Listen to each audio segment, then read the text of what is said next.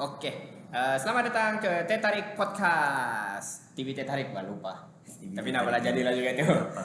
Dia Ya, juga. dia lah juga. Jadi, apa kabar geng? Oke. Oke, alhamdulillah. Macam mana geng? Oke. Anu, minggu-minggu terakhir puasa. Minggu-minggu terakhir puasa dan juga minggu pertama kuliah. Ya, kelas kau bila? Kelas saya hari Rabu Rabu. Saya besok dua kelas pagi petang. pagi petang. Ya. Tapi kita ini sekarang ni buat secara dalam talian saja lah. Online Untuk- because Aha. yalah budak-budak tuh kalau dorang balik lepas tu ujung minggu ni raya balik very costly lah for them kan. Very costly for them. Dan yang saya notice sekarang ni memang kita trend untuk buat kuliah dalam talian lah, untuk apa ni, ataupun bila mana adanya musim perayaan begitu. Saya notice zaman dulu-dulu, zaman kita study dulu, dia memang jenis cowboy lah kan. Cowboy. Dia Paham-paham sendiri. iya, terpaksa kalau beraya di perantauan, memang kena beraya di perantauan lah. Tidaklah konsep online tu kan zaman kita. Tak sure, pasal aku dah pernah merantau. kalau kau memang stay dulu lah. Iya, lagi pun dulu bukannya ada apa namanya ni kan, kelas dalam talian ni bukannya ada Webex, Ini Microsoft Teams. Webex, Team, Zoom semua ni dia kelahiran pasca Covid ataupun during the Covid. Iya, betul. Kalau Dulu dulu even wifi pun susah mau cari di kolej kediaman tidak ada wifi. dulu ada Skype. Skype itu untuk yang paling awal. Itu yang terawal lah, tapi don't know what happened, they cannot excel during the post Covid kan. Zoom tu yang tiba-tiba meletup. Zoom, apalagi Google Meet. Google Meet. Kalau ya. UMS ini memang gunakan apa ni lah kan, Webex lah kan. Betul. Cisco Webex tu. Betul. Oke. Iya. Oke. So, apa topik kita hari ini, Geng? Topik kita hari ini kita memang cuba buat macam sebelum ni lah. Oke. Kita pick macam satu news article ataupun macam dalam konteks saya punya ni, saya cuba cari pilih satu laporan daripada state government lah. And then kita cuba untuk ulas tentang topik tu, tengok apa benda yang kita boleh cerna di sana. Begitulah kurang lebih macam yang episod sebelum ni juga lagi. Oke, no problem.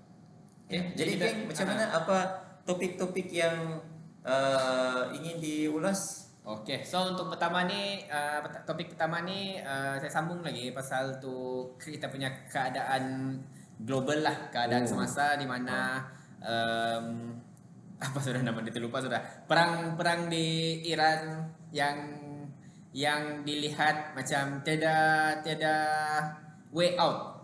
Tiada way out ya. So kalau saya tengok daripada berita-berita di luar negara kan, CNN, TV Al Jazeera, BBC apa semua kan, there is no exit strategy from the US as you mentioned last week, and ini benda yang akan akan mengakibatkan krisis ekonomi dalam masa jangka yang panjang, dan kebanyakan negara-negara memang sudah terkesan lah, especially those yang tidak simpanan reserve minyak yang banyak.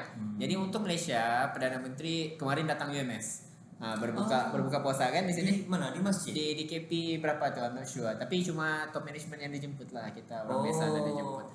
So dia memang mention kerajaan kekal dengan RM1.99. Dia tetap Ada satu tempoh atau macam mana tu? untuk tempoh 2 bulan. Untuk tempoh 2 bulan. Untuk tempoh 2 bulan lah. Tapi pada hari ini kita rakam ini pada berapa hari bulan ya? 16 hari bulan. 16 hari bulan 3 saya bagi tahu ada satu meeting mesyuarat tergempar tindakan ekonomi negara. So I think dia akan panggil ahli-ahli majlis untuk discuss berkenaan dengan keadaan global ni lah. Because of what? Kerajaan mau kekalkan subsidi minyak untuk di bawah program Budi 95 tu kan. Tapi the cost is very high. Setiap RM1 minyak yang kita isi, 4% tu adalah disubsidi. 60% yang kita bayar lah. 40% covered lah ni. So in terms of value, selama ini kan kerajaan cuma belanja dalam 700 ke 800 juta bah. Tapi kerana gara-gara kenaikan harga minyak ni, kerajaan terpaksa tanggung sebanyak 3.2 bilion. Peningkatan berapa? Berapa puluh peratus? Berapa ratus peratus? Iya. Berapa kali ganda lah. Berapa kali ganda kenaikan, dan dia tidak mencapai apa sudah tu target Budi 95 lah. Budi 95 ni is a target subsidi. Kita mau kurangkan perbelanjaan fiskal negara kan. Tapi looks like bukan kita kurang, dia bertambah lagi. Jadi I'm not sure, kita tunggu keputusan lah daripada M10 tu kan, Majlis Tindakan Ekonomi Negara. Cuma yang saya mau sentuh sini, ada beberapa lah suara-suara buruk di dalam media sosial kan, yang komplain kenapa Sabah dan Sarawak I'm talking about diesel lah, diesel. Kenapa Sabah dan Sarawak dia punya diesel subsidi dikekalkan, tapi di Semenanjung ikut harga pasaran. Jadi adalah banyaklah orang komplain kan. Cuma ada issue here is majority of kita punya diesel produce in Malaysia kan, datang daripada Sabah dan Sarawak.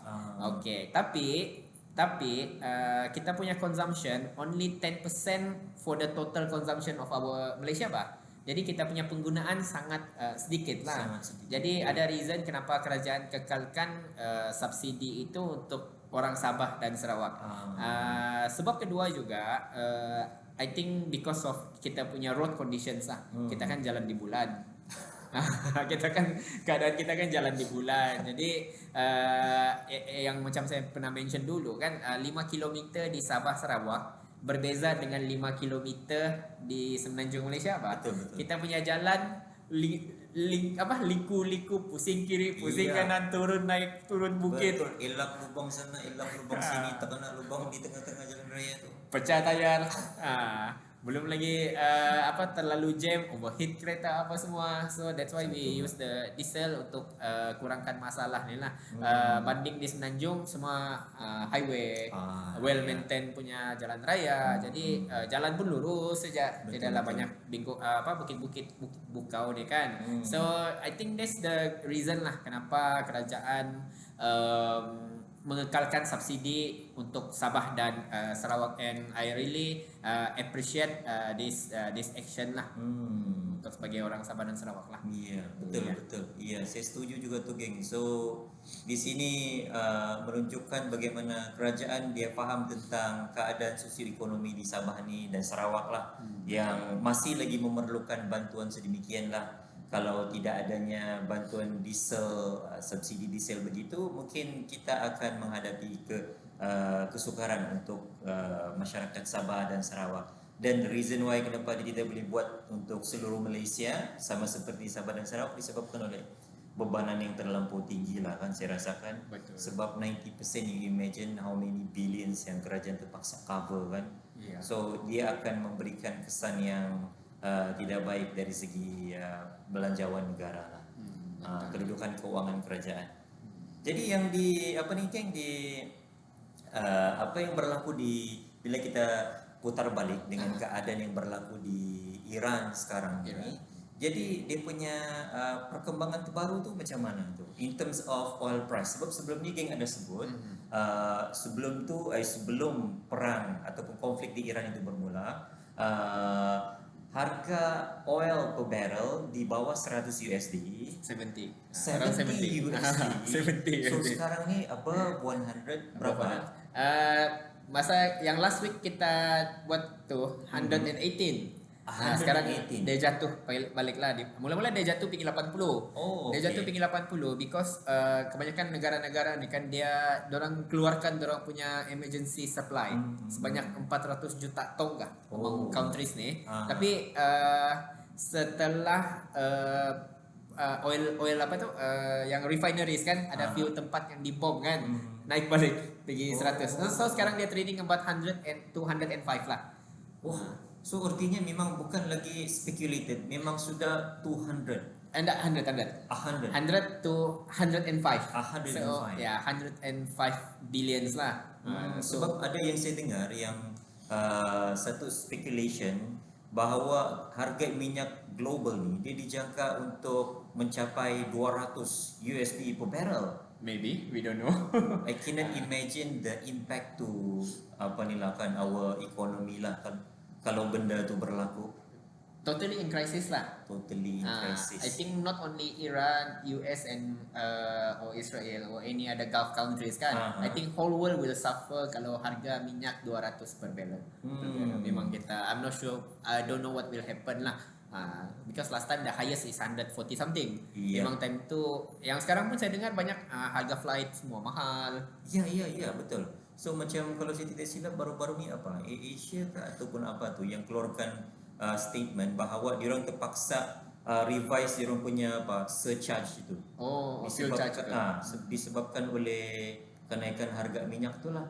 So macam benda ni dia satu benda ataupun satu message yang dia cuba untuk sampaikan adalah betapa pentingnya untuk kita mencari alternatif supaya kita tidak terlalu dependent, walaupun kita memang ada dependensi yang besar terhadap penggunaan bahan bakar fosil ni lah kan. Betul. Tapi dia menunjukkan bagaimana kita ni seharusnya mencari alternatif lain. Betul. Untuk mengurangkan risiko, mengurangkan tekanan bola kan. I think betul, saya setuju. In the long term kita perlu cari satu solusi untuk kurangkan kita punya dependency on this crude oil lah. Dan ada satu orang cakap, we already have the electric car kan, to reduce the dependency of the crude oil. Tapi di Malaysia ni kita punya harga kereta elektrik semua mahal-mahal, bukan harga marahan bah. Itu satu hal juga kan. Itu satu benda. Kemudian dia punya facility yang menyokong penggunaan kenderaan EV ni pun kurang kan. Sangat kurang. Kalau macam di Sabah misalnya, mungkin hanya ada beberapa tempat di kawasan bandar sajalah yang mana dia boleh charge dia punya kenderaan EV selain daripada di rumah sendirilah kan. Begitu. So macam mana kita expect pengguna untuk beralih kepada penggunaan EV kalau ekosistem itu tidak menyokongnya lah. Satu benda yang kita kena ambil kira. Contohnya macam hujung minggu ni lah, Jumaat atau Sabtu hari raya kan. Bagilah kau EV geng EV balik mana? KB. Berani kan tak? Berani. Saya balik pengawan, saya dah berani. So in between tu tidak terpecas pak. So let's say kau punya kereta habis bateri, tempat beliau tidak charging station. Macam mana kau? Saya dengar baru-baru ni pun ada kawan yang dia pergi di pergi di Imago. Imago ni dia satu pasaraya shopping mall di KK lah. Dia daripada tempat parking dia tu, tempat letak kenderaan dia tu di dalam Imago tu, untuk dia keluar pergi luar 3 jam. Okay? 3 jam Daripada pukul 10 malam sampai pukul 1 pagi. Yo Allah. Dia kata dia terkeluar dari situ kan, bayangkan dia punya trauma tu. Sampai dia pergi cari kedai mamak. Dia contemplate keadaan yang baru melepasi trauma 3 jam. 3 jam Dia nasib baik dia belum lagi ada baby lah. Tapi dia kata yang orang lain terpaksa kasih hidup kereta. Dan ada yang dia punya charger phone tidak berfungsi di kereta dia, terpaksa pinjam charger dia orang. So you can imagine macam mana kita mau bergantung dengan kenderaan EV kalau benda-benda begini boleh berlaku kan. Betul ya. So that's selain daripada itu ya banyak lagi. I think harga minyak ni kan bukan first time ni dia trading above 100 kan, few times already. So tidakkanlah setiap kali ada naik 100 kita berserah kan. I think it's a high time for us to address and looking forward untuk selesaikan masalah dependency on crude oil ni lah. Iya Kan? betul. Okay. Betul. Alright. Itu saja lagi. Untuk topik ni. So kita akan ikutilah perkembangannya dari semasa ke semasa lah. So ada juga beberapa cadangan untuk kerja dari rumah, work from home tu kan. Cuma dia akan dimesyuaratkan pada besok hari 17 hari bulan dan akan announce by maybe my evening lah. Okay, jadi mungkin minggu depan atau 2 minggu lagi kita akan cuba ulas dari implikasi work from home ni dari sudut ekonomi dan kewangan mungkin. Okay. So nampaknya kita akan menyaksikan bahawa akan ada beberapa siri work from home selepas ni kan. Dan ini kita cuba kaitkan dengan perkara ataupun topik kedua yang kita akan bincangkan pada hari ini. Ataupun let's go. Terus masuk lah. Terus masuk. Okay. So good topic. Dan topik yang saya pilih ni pula adalah berkenaan tentang SNJ 2.0 ataupun Sabah Maju Jaya 2.0 lah.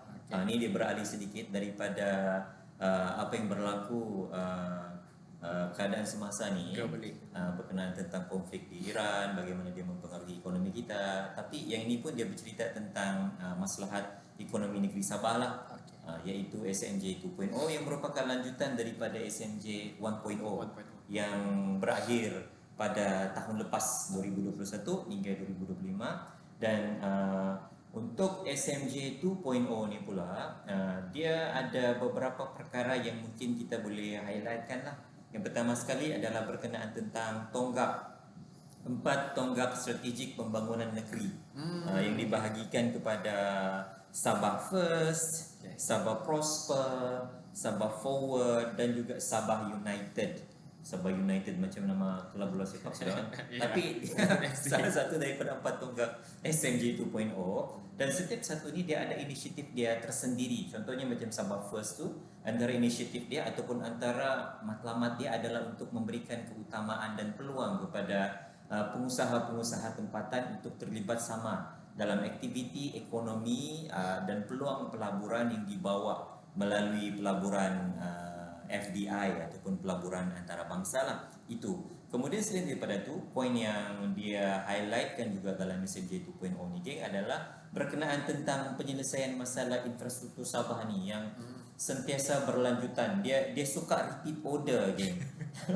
Kita punya 3 serangkai ni kan, dia repeat order time to time berkenaan tentang jalan raya, bekalan air, bekalan elektrik dan rangkaian telekomunikasi. Bercakap tentang rangkaian telekomunikasi ni, minggu lepas untuk pengetahuan rakan-rakan, kami pergi ke Tongod lah untuk melakukan satu kajian dengan kerjasama MCMC dan Nadi serta Selkom Timur.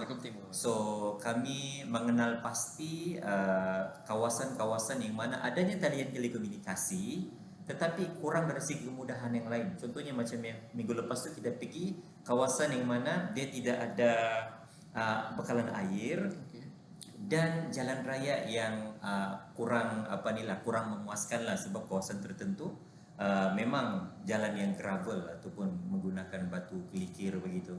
So kami mengenal pasti apa kesan bila mana keadaan yang berlaku dan kita identify ini kita punya dapatan awal lah, bahawa bila mana infrastruktur yang lain itu tidak ada ataupun kurang, kata orang, manfaat telekomunikasi itu tadi pun minima. Sebab contohnya di sini dia kata bila bekalan elektrik putus, dia sudah semestinya tidak boleh menggunakan kemudahan telekomunikasi. Begitu juga dengan jalan raya. Misalnya tidak ada jalan raya, so macam mana dia boleh berhubung dengan orang di luar sana untuk menjual produk hasil jualan pertanian kepada orang luar, bila mana bawa produk pertanian itu keluar pun sukar. So di sini kita boleh lihat bagaimana pembangunan itu harus bersifat menyeluruh kan, bukan hanya inklusif. Dia tidak boleh hanya satu aspek sahaja, tapi harus bersifat menyeluruh. So dia semacam satu package pembangunan yang mesti menyeluruh lah. Jangan kita tertinggal 1-2 benda, 1-2 item. Contohnya kita bawa elektrik, kita bawa telekomunikasi tapi lupa bawa jalan raya. Tertinggal dalam pelan pembangunan kita. Tidak boleh, dia harus dibawa bersama, selari supaya pembangunan itu menyeluruh lah dan kita maksimumkan segala bentuk inisiatif. So itu perkara seterusnya yang mungkin saya boleh highlightkan. Dan yang seterusnya adalah berkenaan tentang pembangunan sektor ekonomi utama geng, yang mana dia ada highlightkan tentang plan yang memfokuskan kepada beberapa sektor strategik termasuk pertanian dan keterjaminan makanan, perindustrian dan pelaburan, pelancongan, ekonomi biru dan juga modal insan serta kesejahteraan rakyat. Kalau rakan-rakan dalam podcast ni boleh baca SMJ 2.0 tu, kita memang notice yang dia memang cuba untuk menyentuh sektor-sektor yang lain secara bukanlah juga bilang menyeluruh, tapi dia cuba mempelbagaikan, to diversify kita punya fokus pembangunan ekonomi lah, rather than to focus simply into tourism, sektor pertanian. Sekarang ni dia bawa benda-benda yang lain lagi, ekonomi biru, keterjaminan makanan, perindustrian, pelaburan, which I think sesuatu yang sangat positif untuk kita untuk kita bagi rakyat negeri Sabah lah kan, dan Malaysia amnya. Namun ya, mungkin geng ada cuba boleh bagi apa-apa poin tambahan berkenaan tentang SMJ 2.0 sebelum kita kupas lagi. Okay. So firstly kan masa bulan 1 tu diorang ada panggil lah jemput saya untuk attend round table discussion dengan sekretariat SMJ. Jadi first thing yang saya notice kan yang dia sebut pasal apa sudah tu prinsip gitu.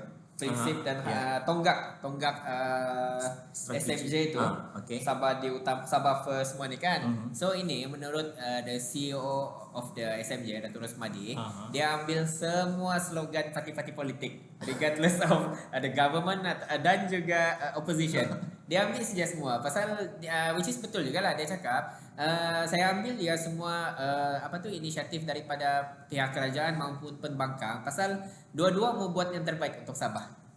Kan? Obviously kan. Very obvious kan. Yeah. Kau mau yang terbaik, kau mau yang terbaik, dua-dua berlumba untuk kebaikan. Okay, so kita ambil ya semua. Which is a good initiative lah. Macam inklusif lah maksudnya approach kerajaan sekarang ni. Bukan maksud saya jadi kerajaan, saya satu orang saya pandai. Kau pembangkang, kau tidak pandai. Not that. Dia cakap mana benda-benda yang bagus tu diorang akan ambil masukkan lah. It's a very good initiative. So itu memperlihatkan kerajaan ni dia terbuka, keterbukaan dia tu. Dan dia matanglah dalam sikap dia yang begitu itu kan. Betul. Iya, dan antara tapi cuma yang saya ada agak bimbang sikit kan, yang salah satu tumpuan ekonomi itu adalah ekonomi biru kan. Jadi semasa perbincangan tu ada suara yang meminta SMJ to centralize all the data berkenaan dengan aktiviti lautan ni. Contohnya berapa tan ikan yang kita tangkap setiap tahun dan setiap bulan di setiap kawasan, berapa banyak aktiviti-aktiviti yang berkaitan dengan ekonomi biru ni yang semua data dia tu bersifat scattered. Macam contohnya ikan, Jabatan Ikan yang pegang. Tapi kalau data berkenaan dengan pelabuhan, Kementerian Mindet yang pegang gitu. Jadi dia menyukarkan kepada pengkaji untuk mengkaji berkenaan dengan ekonomi biru, dan dia seterusnya dia akan menyebabkan pembuat dasar kan, dia dapat tangkap, dia dapat capture. Pasal sekarang ni kita mau fokus data driven policy kan, policy berdasarkan data, tapi data scattered, dia tidak centralized. So mereka meminta SMJ untuk menjadi orang tengah, untuk kumpulkan semua data so easy for the researchers like us to do the research lah, dan seterusnya membantu kepada polisi peningkat polisi Hala 7 SMJ dan semua ni lah, untuk pembangunan negeri lah begitu. Keduanya berkenaan dengan keterjaminan makanan lah. Banyak juga pemain-pemain industri, especially yang muda-muda ni kan, yang petani-petani moden ni dipanggil, dan mereka cuba diberi inisiatif lah untuk memperkasakan kita punya sektor pertanian lah. So bila kita cakap sektor pertanian di Sabah ni, majoriti datang daripada kelapa sawit kan, dan kita pun mau keluar daripada kepompong kelapa sawit tu dan mempelbagaikan kita punya tanaman lah. Not only untuk lokal, tapi kalau boleh kita mau import juga lah. Betul. Itu lagi saya punya input untuk SMJ ni. So good info geng. So yang berkenaan tentang data driven policy dan inisiatif ataupun cadangan untuk menjadikan SMJ sebagai penyelaras ataupun mengkoordinasikan pangkalan data bagi tujuan policy making, itu yang saya baca dalam SMJ 2.0 itu pun salah satu inisiatif dia adalah untuk mewujudkan data center. So kita ni sekarang ni seluruh dunia ni dia memang terpaut dengan trend data center tu lah. Macam saya baca semalam tu di Thailand tu pun dia cuba buat data center, tapi dia ada isu air. Air memang kritikal lah. Tenaga elektrik, sebab dia perlukan water consumption yang sangat besar kalau saya tidak silap kan. Betul ya, macam di Johor ada 3 projek data center yang diberhentikan pasal not enough supply of water. Tidak silap saya lah ada 3. Ada yang ongoing, memang ongoing sudah. tapi penduduk di sana komplain lah, dia mengganggu sudah sistem perairan di sana. Jadi di Sabah ni sudahlah kita ada masalah bekalan air yang tak cukup. Tapi alhamdulillah lah tahun ni belum ada masalah lagi lah palis-palis. Jadi cumanya I think the supply of water kita perlu sangat banyak kan. Sangat banyak, so be careful on this one lah. Pasal apa yang saya baca pasal data center ni, you cannot use the recycle water bah. Dia mesti mau air yang fresh juga begitu. I'm not sure what happened. Cuma ada inisiatif ke geng untuk data center ni? Yang saya baca tu ya, dia semacam kita ke arah mewujudkan data center. Saya rasa untuk itulah tu, untuk menempatkan data-data kita ke dalam data center itulah. Ada jugalah inisiatif daripada kerajaan lain, contohnya macam Singapura, yang cuba buat data center di laut. Di laut. Itu mungkin memerlukan kos yang besar. Dan saya pun kurang pasti sama ada kita mempunyai economy of scale lah untuk mewujudkan data center sedemikian lah kan. Kalau kita bercakap tentang data center di Singapura itu mungkin dia bersifat regional untuk memenuhi keperluan regional kan, kalaupun tidak global. Tapi untuk konteks Sabah, data center yang kita maksudkan di sini ni apa ni, dia data center negeri ataupun data center untuk mana-mana syarikat antarabangsa kah atau macam mana, itu we have to find out lah. Dan tidak dinyatakan dia belum nyatakan di situ. Tapi kalau saya tidak silap dia untuk tujuan itulah to centralize our data which are very scattered lah di Sabah ni, very fragmented. Dan seperti yang Gig sebutkan, kita harus centralizekan sebab tidak ada agensi di Sabah ini yang boleh buat kerja secara silo. Kita mesti perlu bekerjasama dengan agensi-agensi lain kan, dalam pick a topik lah, contohnya kemiskinan lah. Mana boleh kita minta satu agensi untuk solve the issue? It has to be with the kerjasama dengan agensi yang lain lah kan. Tapi kalau data pun everywhere, kita takut nanti kita punya action tu pun everywhere. Ya. Okay, saya sambung lagi. Dan untuk not only on data, tapi kedudukan jabatan-jabatan kerajaan yang scattered juga pun salah satu masalah juga.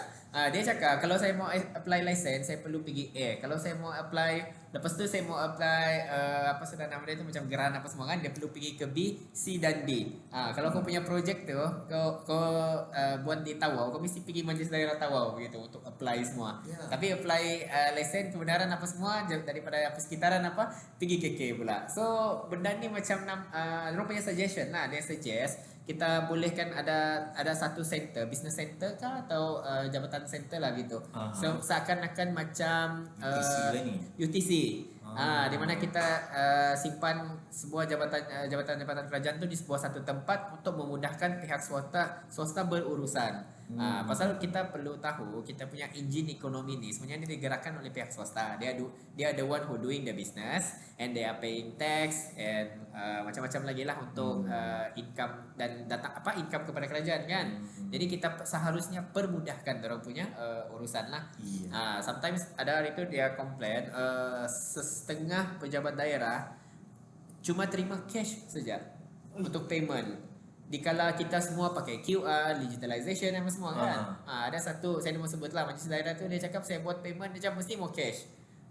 So dia menyukarkan kepada pihak peniaga lah untuk withdraw ATM. Saya lama sudah ada pegang cash. Iya, jadi maksudnya di sini kenapa dia tidak gunakan QR? That's why lah. Apa reason dia? That's why lah, not sure kenapa lah. Jadi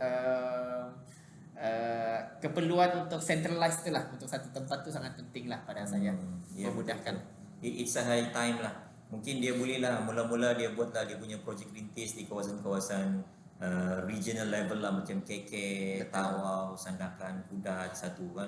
Sebelum dia ke arah district level macam Kota Belud, Tamparuli begitu. Sebab saya tahu dia memang memakan belanja yang besar dan akan ambil masa yang lama untuk kita wujudkan center sebegitu di seluruh daerah lah kan. Tapi nampak gayanya memang benda ni sangat penting untuk kita menggalakkan pelaburan, untuk kita menggalakkan aktiviti ekonomi yang dipacu oleh sektor swasta. kita perlu mencari cara macam mana kita boleh memudah cara segala bentuk aktiviti ataupun interaksi ataupun urusan dengan pihak swasta yang saya rasa perlunya keadaan ataupun pusat-pusat seperti begitulah kan.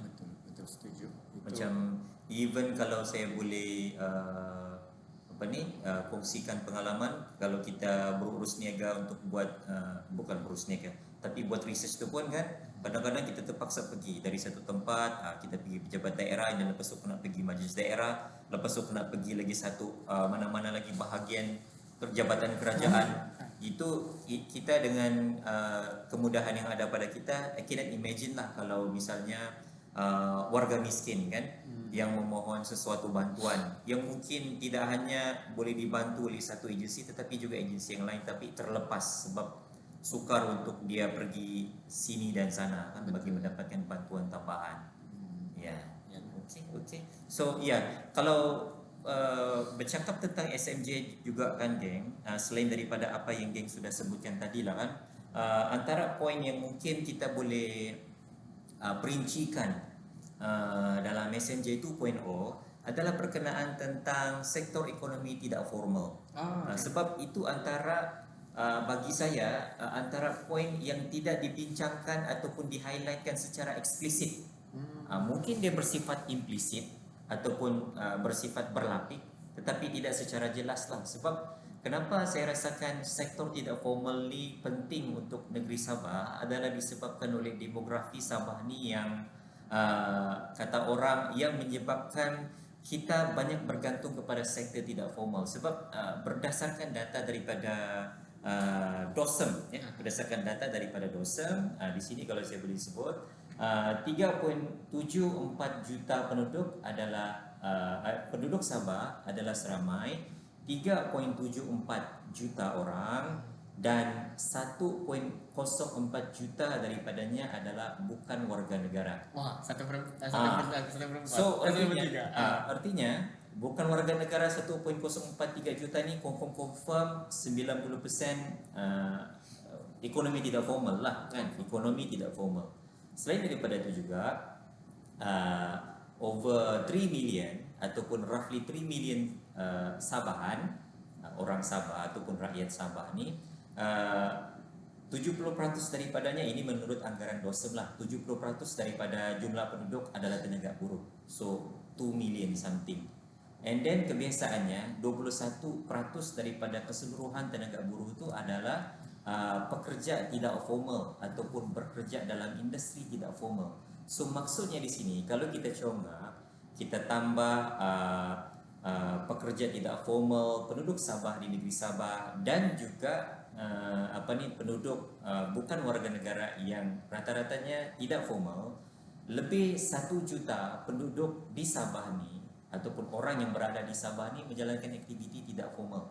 So lebih 1 juta tu adalah satu jumlah yang besar. Kalau kita boleh ambil kira dari segi peluang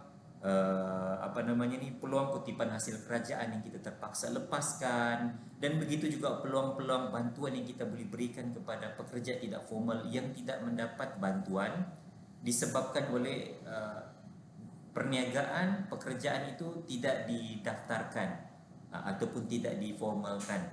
So pada pendapat saya ini adalah antara aspek ekonomi lah di Sabah ni yang kita perlu perincikan juga. Tengok macam mana kita boleh bantu, lihat bagaimana kita boleh kata orang tarik sebanyak mungkin untuk mereka bekerja dalam sektor formal lah ataupun memformalkan perniagaan masing-masing supaya kita mendapat manfaat dari segi kutipan hasil kerajaan dan kepada penduduk-penduduk ini untuk mendapat manfaat dari segi bantuan sektor kerajaan, dari segi peningkatan di dalam penjanaan pendapatan, bantuan-bantuan yang lain, perlindungan-perlindungan pekerjaan dan sebagainya lah. Kan? So geng punya pandangan dalam hal ni macam mana? Belum ada pandangan, cuma saya mau distinguish the differences kan, since you are totally into ekonomi tidak formal ni kan. Okay. Apa perbezaan ekonomi tidak formal dan juga shadow economy? Okey, so ya ini satu soalan yang menarik juga sebab bila kita bercakap tentang shadow economy, ya kita bercakap tentang ekonomi tidak formal, tapi bila kita bercakap tentang ekonomi tidak formal, sebenarnya dia punya konteks lagi lebih luas lah.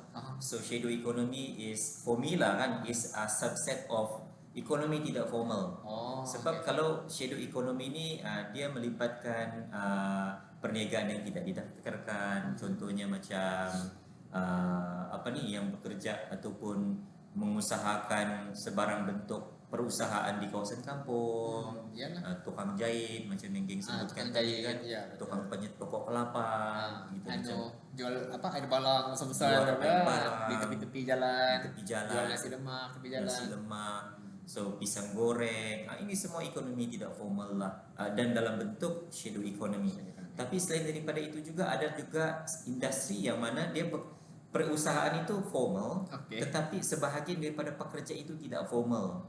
Misalnya mungkin dia ada satu kawasan kilang, tetapi dia hire pekerja tanpa dokumen misalnya. Itu di dalam kategori tidak formal. Ataupun pekerjaan apa ni industri formal tetapi mempunyai pekerja yang tidak formal lah. Which is satu melanggar akta pekerja lah. Because I mean we need to be honest lah kan. Because kalau kita gunakan mereka yang tidak, let's say di Sabah ni yang mereka tidak berdokumen kan. Satu, majikan tidak perlu mencarum. Tidak perlu mencarum dan juga less cost lah untuk orang. Let's say mereka tidak akan diberikan perlindungan daripada sudut kesihatan kan. Tapi itu on the majikan. Tapi on the side of pekerja pula is a very risky lah, kasihan lah. Pasal caruman tu is for dia untuk orang punya pension nanti kan. Kedua macam lindungan perkeso bah, if something happen accident kah semasa buat kerja tu, tidak apa-apa perlindungan untuk orang. Which is tak adil lah begitu. Dan dah silap saya, kerajaan sudah paksa sekarang, if you employ foreign workers, kau mesti mencarum juga. Saya dengan berapa persen? 2% ke 3%? Saya kurang pasti kalau rate sekarang ni berapa. Itulah perlu tengoklah untuk buruh luar ni kan. Cuma how to formalize-kan lah geng dia punya macam setengah perniagaan yang tidak formal ni. Saya ada tengoklah inisiatif tertentu tu geng. Contohnya macam dia buat dalam bentuk digital yang mana dia dia beri kemudahan untuk peniaga ataupun pengusaha tertentu ni untuk mendaftarkan perniagaan secara dalam talian. So saya rasa itu mungkin salah satu approach yang kita boleh buatlah, selain daripada mungkin meningkatkan ataupun membuat kempen kesedaran dan approach yang lain. Yang seharusnya dipikirkan dan dicerminkan juga dalam SMJ 2.0 secara eksplisit lah, secara jelas. Macam mana kita target to address the issue of informal economy, which is a very huge part of our economy in Sabah lah kalau saya.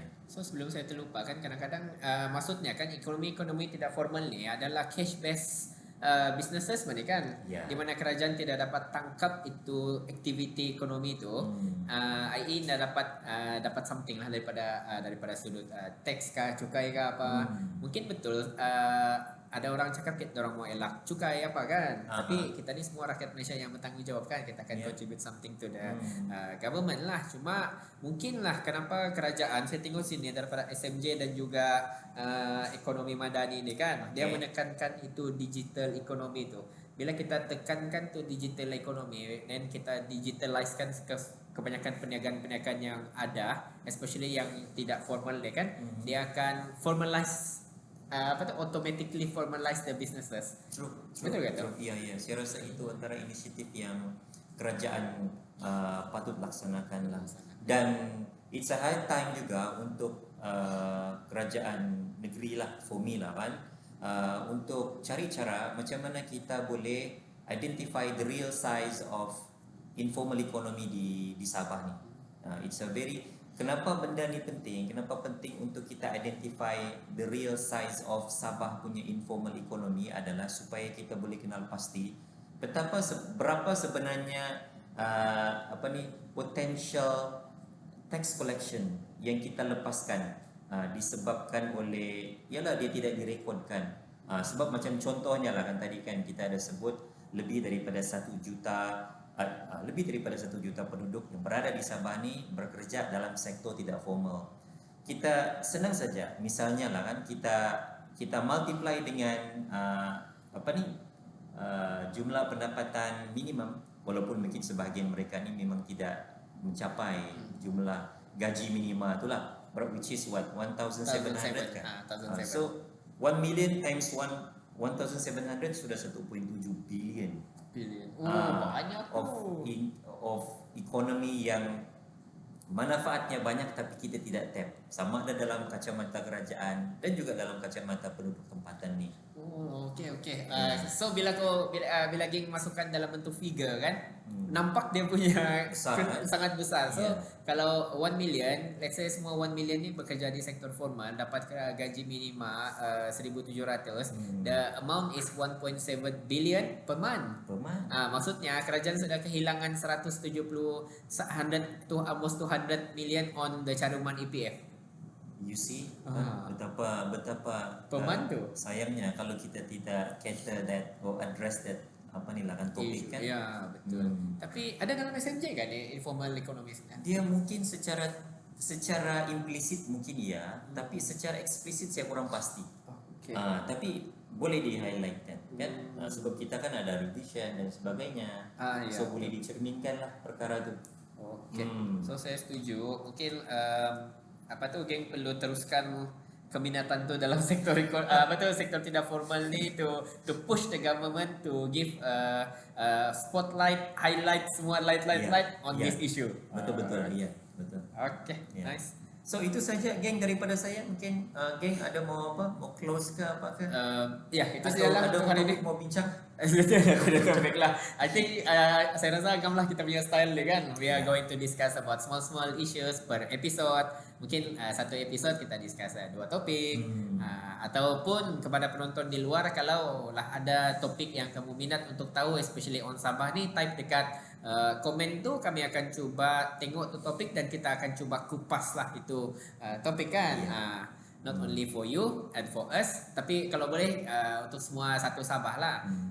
Tapi untuk sampai satu Sabah tu jangan lupa like, jangan lupa share, jangan lupa komen dan jangan lupa subscribe. Setakat ni memang kita punya views memberangsangkan. Slow Kita mau push ni yang bahagian subscriber tu lah kan. Betul. Jangan lupa subscribe. Ada kawan tanya, kamu sudah dapat duit kan daripada kamu punya podcast ni? So in order for us to generate an income from the YouTube, kita perlukan 1,000 followers, subscriber. 1,000. Okay. So our subscribe not even 200 lah. So saya merayu kepada kawan-kawan di luar, especially Sabahan, please subscribe us so that boleh menyokong lah. Boleh lah kami boleh tarik sendiri kan. Ini di puasa bagi depan boleh. Jadi itu saja cerita pasal puasa ni mungkin kita boleh bagi ucapan ke sikit-sikit. Bukan di puasa, orang sudah. Orang yang jadi saya ingin mengucapkan selamat Hari Raya Aidilfitri, maaf zahir dan batin. Minta maaf lah kalau saya punya ayat-ayat semasa podcast ni menyinggung perasaan anda. Tapi untuk kerajaan, sekiranya satu silap cakap atau kamu tersinggung, teruskan tersinggung, tapi please address the issue. Itulah kita punya tujuan kan, kita niche, kita ketuk-ketuk sedikit kerajaan ni supaya buka mata. Okay. So kalau daripada saya sama juga, mohon maaf sekiranya ada sebarang tersalah cakap, terlanjur bahasa, dan saya ingin mengucapkan selamat Hari Raya, maaf zahir dan batin kepada seluruh penonton TV Teh Tarik dan kepada rakan-rakan yang tidak celebrate secara langsung. Selamat bercuti dan beristirahat lah. Betul. Dan kepada mereka yang driving balik ke kampung, driving hati-hati. Apa sudah tu ni? Driving hati-hati, jaga keselamatan. Ingatlah orang yang tersayang. Ingatlah orang yang tersayang. orang yang tersayang tu walaupun di kiri anda ataupun di belakang, bini, anak-anak, spouse apa semua, so drive carefully. Ya. Kalau memang memang tiada harapan lah mengelak jam setiap festive, memang jam punya. Confirm. Confirm. Kecuali kalau dorang naik bot tu, geng. Kalau dorang mau pergi sempurna kan tahu kan naik bot dia. Naik bot ya. Jadi rancanglah perjalanan anda. Ya, itu saja kan kali daripada kita. Ya, itu saya daripada kami TV Tarik. Jangan lupa like, jangan lupa share, jangan lupa komen dan jangan lupa subscribe. Selamat Hari Raya Aidilfitri. Jumpa lagi.